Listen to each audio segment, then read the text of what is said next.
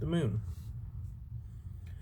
In days gone by, there was a land where the nights were always dark, and the sky spread over it like a black cloth, for the moon never rose, and no star shone in the gloom. At the creation of the world, the light at night had been sufficient. Three young fellows once went out of this country on a traveling expedition, and arrived in another kingdom, where in the evening, when the sun had disappeared behind the mountains, a shining globe was placed on an oak tree, which shed a soft light far and wide. By means of this, everything could very well be seen and distinguished, even though it was not so brilliant as the sun. The travelers stopped and asked a countryman who was driving past with his cart what kind of a light that was. "That is the moon," answered he. "Our mayor bought it for $3 and fastened it to the oak tree. He has to pour oil into it daily and to keep it clean so that it may always burn clearly. He receives $1 a week from us for doing it." When the countrymen had driven away, one of them said, "We could make some use of this lamp. We have an oak tree at home which is just as big as this, and we could hang it on that. What a pleasure it would be not to have to feel about at night in the darkness." "I'll tell you what we'll do," said the second.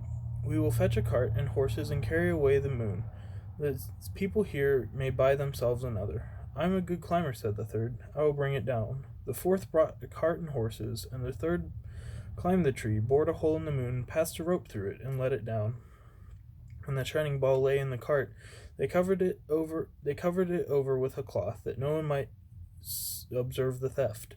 They conveyed it safely into their own country and placed it on a high oak. Old and young rejoiced when the new lamp let its light shine over the whole land, and bedrooms and sitting rooms were filled with it. The dwarfs came forth from their caves in the rocks, and the tiny elves in their little red coats danced in rings on the meadows. The four took care that the moon was provided with oil, cleaned the wick, and received their weekly thaler.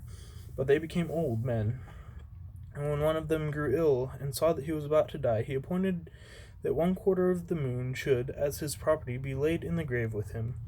When he died, the mayor climbed up the tree and cut off a quarter with the head shears, and this was placed in his coffin. The light of the moon decreased, but still not visibly.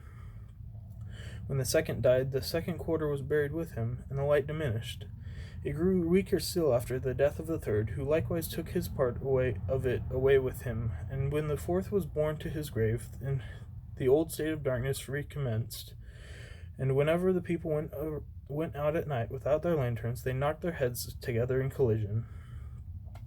When, however, the pieces of the moon had united themselves together again in the world below, where darkness had always prevailed, it came to pass that the dead became restless and awoke from their sleep. They were astonished when they were able to see again. The moonlight was quite sufficient for them, for their eyes had become so weak that they could not have borne the brilliance of the sun.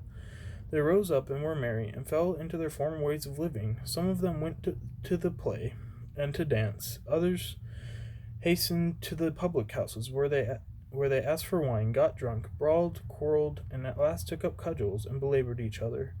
The noise became became greater and greater, and at last it reached even to heaven. St. Peter, who guards the gate of heaven, thought the lower world had broken out in revolt, and gathered together all the heavenly hosts who were employed to drive back the evil one, when he and his associates stormed the abode of the blessed. As these, however, did not come, he got on his horse and rode through the gate of heaven down into the world below. There he reduced the dead to subjection, bade them lie in their graves again, and took the moon away with him, and hung it up in heaven.